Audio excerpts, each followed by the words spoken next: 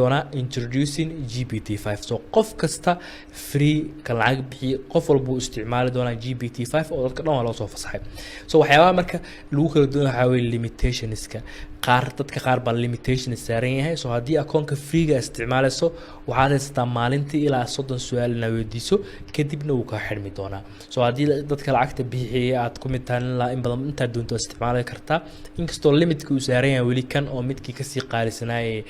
broga ah loo baahan qofka inuu sii iibsado laakiin for the daily use qofka caadiga ah ChatGPT ka dabalaas ka daysatid waa isticmaali kartaa maalintii oo dhan oo ma ka xirmayo so waxyaabaha lagu soo kordhiyay ee ugu waaweyn waxa kamid ah in marka hore modelskii faraha badnaa ee lagu wareeri jiray la soo ururiyay oo marka unified lagu sameeyay so taa micnaheedu muxuu yahay markii hore ChatGPT marka soo gashid hadii qaybtan sare ee aad furto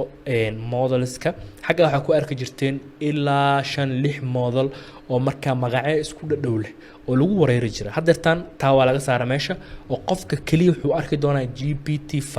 hadii aad kan free isticmaalaysid GPT-5 kaliya arki doontaa hadii laakiin se kan plus ka isticmaalaysid anigoo kalena GPT-5 thinking ka dheeraad ku arki doontaa kan hoosena upgrading uu ku soo saari doonaa hadii aniga plus baa isticmaalay imika wuxuu leeyahay pro ku upgrade gareyso adina da free ta wuxuu ku dhigi doonaa plus ku upgrade gareyso marka ilaa qofka pro isticmaalo بفرنتس كخرصومي دونتا لكن مهمته waxa weeye hadda all models ki unified baa laga dhigay marka as a user adiga maxay faa'iido ku leedahay qofka userka caadiga waxyaabaha uu ka faa'iido doono unification kaas waxa kamid ah in marka hore uusan ku wareeri doonin hadda wixii ka dambeeya laakiin markii hore dadka qaar badankood may kala garan jirin all those models ka kuweba awood badan leh waxa dhici kartay in GPT-yada ugu fiican markii hore in su'aalo yar inta weydiisay ka xidmaan oo aad kala garan weyday laakiin unification kan wuxuu sababay in qofka markasta su'aasha uu weydiinayo ChatGPT awoodeeda ma baaxadeeda inta la egtaa in loogu tala galo awood marka la siino like su'aal weyn hada weydiiso waxa laga yaabaa in modelka awood badan marka lagu soo qoro marka hadhowna marka hore uu kaaga xidmo marka qof kasta uu isticmaali kara imika waa tijaabin kartaan anigana dhowr su'aal baan weydiin doonaa inta waqti inoo saamaxo so number 1 horta unification kaas lagu sameeyay wuxuu kamid yahay waxyaabaha waaweyn marka lagu soo daray sidoo kale waxyaabaha cajiibka ah ee lagu soo daray GPT-5 kan doonayay imika inaan soo tijaabin waxa weeye haddii aad tahay qof developer ah qaybta codingka aad iyo aad baa awood loogu soo siiyay xitaa haddii aanad developer ahayn oo marka aad doonayso inaad tijaabiso waxaad samaysan kartaa websites adiga ku qaasa oo haddii HTML ka xeer ka fahamsan tahay laakiin hadda su'aal yar baan weydiinaynaa waxaan dhihi doonaa weliba waxaan doonayaa intaan u guda galinayo intuso so halkan waxaa oran jiray markii hore batamo badan ay kamid tahay qofka markuu doonayo inuu deep research sameeyo ama uu sameeyo canvas wax inuu ku qoro halkan batama oran jiray hadda doonayso sawir in lagu sameeyo marka hore la sii select garan jiray so hadeertan waxaas dhan waa laga saaray leadkii wuxuu noqday xero dhuuban si kuwa u isticmaasho kaliya waxa taaban doonta calaamadda backslash-ta kadib markaa ay ku soo bixi doonaan dhammaan wixii meesha ku qarsoona like agent mode ana hadda agent mode ka waxa ii furan 38 xaba ii yaalaan oo plus ka isticmaalaya so agent mode ka wax kala ma ahan in aad su'aal u dirto kadib marka computer uu ku shaqeeyo waxa uu ku qabto like I don't know ma isticmaalaan wuxuu tarakaas awoodiisa weynta laakiin si ma isticmaalaaniyo sidoo kale deep research xagan uu ku jira qofkii research qorayo kala xagaas uu ku anfici doona hada sawir samaysanaysid thinking asagana waa mid kale kan oo ay tusin doona state online asagana oo soo noqon doona horta marka hore canvas ka saan rabanayaan so canvas ka saan dooranaya kadibna waxaan dhigi doonaa so canvas kan waxa loo isticmaalaa coding marka sameynaysid iyo marka doonaysid document ina qortid oo kale ku fiican yahay like word ko kale wax ku qortaa ama PDF file na samaysid hadda waxaan dhigi doonaa create a landing page for a developer that uses Node.js to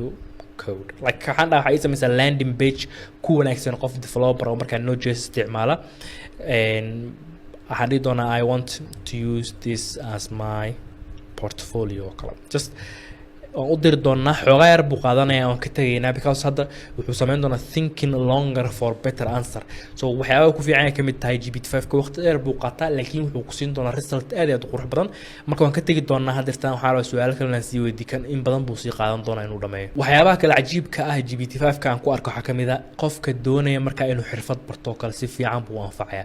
for example xirfad baa doonaysa inaad bartid meel ka bilowdo mataqaanid waxa dhihi kartaa hadii aad taawatid backslash-ka waxaad dooran kartaa kan u hooseeya kan state online ay ku qoran tahay marka ka dooratid automatically wuxuu ku dhigi doonaa maxaa doonaysaa inaad barto ama learn something new xagaas waxa ku qor doonta xirfadda marka aad doonaysid inaad barto for example waxaan dhigi karnaa waxaad tiraa waxaan rabaa inaan barto data science oo kale aan doonaya inaan barto intro basinaya kadib markaa wuxuu ii bilaabi doonaa inuu ani su'aal igu soo celiyo wuxuu dhihi doonaa markaa waxaad doonaysaa data science-ka inaad beginning level ka soo bilowdo ilaa advanced gaadho sidoo kale wuxuu ku weydiinayaa ma leedahay background development ama programming-ka labadaas su'aal baan uga jawaabi doonaa yes waxaan dhihi doonaa I want to start from the beginning and I am not developer hadda waxaan dhahay marka waxaan doonayaa beginning ka soo bilaabo developer nama ii soo kan markii uu noo soo jawaabay asaga waan ku wadi karnaa muuqaalka hadda taa marka perfect uu noo bilaabo step 1 wuxuu yiri waxaad fahamtaa what data science uu yahay step 2 tools ka baro soo kan waxyaabo ku fiican kamid qofka marka u horeysay doonaya inuu xirfad barto kale wuxuu siinayaa marka horta marka hore road mapkii waxaan ku bilaabi lahaa soo halkan oo saddex timaadidna wuxuu ku dhihi doonaa ma waxaad doonaysaa inaad bilowdo ha yes baan dhahayaa marka yes I want to start lesson 1 ma waxaad doonaysaa casharka koowaad inaad bilowdo soo aan wax badan baa kasoo booda hadda halkan ilaa 7 step buu ii sameeyey 7 step waxaa weeye 7 talaab aan u mari karo si aan data science u barto halkan hoose wuxuu igu yiri lesson 1 markuu qoro anaa ka boodbooday marka aad u akhrisan doontaa kale soo lesson 1 wuxuu noqon doonaa data inuu ka hadlo data maxay tahay what is data science data meel walba taala muxuu yahay hadafka laga leeyahay qofka data science ka baranay asas buu kugu wada doonaa marka waad dareemi kartaan qofkii xirfad doonaya inuu bilaabo oo iskiis inuu barto doono meel uu wax ka bilaabo aqoonin kan oo kale waa anfacaya marka adiga kugu sii xirantaana ku sii socod xitaa su'aalu ka weydiinaya waxyaabo ugu fiican oo isticmaali karto xakamid oo kale inaad samaysto wax la yiraahdo study guide oo marka aad casharada meel kale ka raadsato kanna marka saa uu ku sii caawiyo hadda tan saa arkaysaan uu inoo dhameeyay qaybtii code-ka aan ku lahayn portfolio inoo sameeyay ama landing page so landing page waxa ay website-da halka page ay qofku isticmaali karo inuu ku soo gudbiyo xogtiisa personalka haddii aad tahay CV oo kale aad isticmaashid hadda tan code-ku noo qoray soo markuu code-ka saa u dhameeyo si aad u aragto code-kan hadda ma fahmi karto waxaan qoraal code ah si aad u aragto oo aad marka aad u akhriso button-ka sare ran code-ku qoran aad taabanaysaa soo kadibna ku sameeyay hadda arkaysaan wuxuu inoo sameeyay website landing page cajiib ah oo qurux badan soo hadirtaan xogaa uu isku yaruursan yahay si aan u sii arko waxaan taaban doonaa calaamadda share testare create link buu ii sameyn doonaa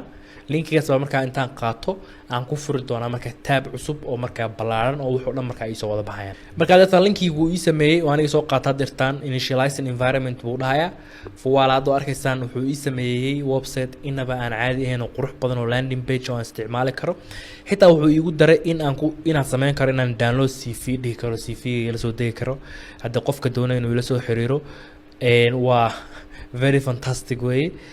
bottom-iski menu xagga sare uu ku sameeyay hadda doonaysa ku celcelin kartaa su'aalaha hadda doonaysa sections dheeraad in lagu daro waxa dhigi kartaa sectionka ay igu dar xagaan contact us ki page-ku uu sameeyay qofka doonaya inuu kula soo xiriiro qofka WhatsApp doonaya inuu kala soo xiriiro xitaa wuxuu ku xiray WhatsApp-ka linkigii automatically qofka WhatsApp-ka geynaya just number-kaaga un baa ku soo xiri doontaa qofkii doonaya inuu kula soo hadlo book call baa dhigi kartaa marka just like waa perfect waa first revision waliba waxa ku celcelin kartaa waxa dhigi kartaa inaad dhahdo kan ka bedelka kale ku soo dar looga yaro hadii sameeyay xitaa magacayga wuxuu ka soo akhrisanayaa caseer akoonkayga hadii imika toggle team aan dhaho xitaa wuxuu ii sameeyanayaa light team iyo dark team inkastoo light teamku uu fool xun yahay soo taahol bay u baahan tahay waxa doonis waa ku celin kartaa hadii kartaa light teamku cilad buu leeyahay hagaaji marka qaybta waxaan kaga leeyahay code-ka so coding-kana wuxuu ku leeyahay caadi maaha aniga maanta waxaan mar ku sameeyay landing page aan u bedel xataa WordPress theme so waxa sameyn kartaa hadii qof website ii sameeyo ku dhaw WordPress ka aan HTML landing page ku sameeyay waxa dhigi kartaa waxa u bedeshaa WordPress theme zip file buu ku sameeyaa file theme ka inay ku jiraan hadaa qaad WordPress ka geysid exactly sida uu egiyo kale marka uu ekaanaya marka inta ku soo koobno waxyaabo badan baa jira GPT-5 lagu soo kordhiyay inkastoo dadka falanqeeyay ay lahaayeen GPT-5 ka sidii loo maleynay ma noqon waxyaabo badan baa laga rajeynayaa laakiin se marka sidii la rajeynayo mu noqon wax badan baa marka ka maqan still imika benchmark la sameeyay number 1 kuma jiro number 1 ilaa hadda haysto AI Twitter ee leedahay Grok la dhaho kaas wali uu ka xoog badnaan waaye marka waxay kamid tahay waxyaabaha lagu dhaliilayay ani overall imika plus-ka maanta isticmaalay waxaa jirta website aan ku sameeyay oo maanta aan ku tijaabinay code aan ku qoray ana majority code-ka aan isticmaalaa halka marka loo eego ciladiis way yaraayan si fiican uu sameeyay outside the box waxa loo ka fikiray waxa u dirtid marka adigu tiraahdo 1 iyo 2 iyo qabo 3 4 5 buu kugu daraya marka si qurux badan oo marka aanad ka filayn inuu kaaga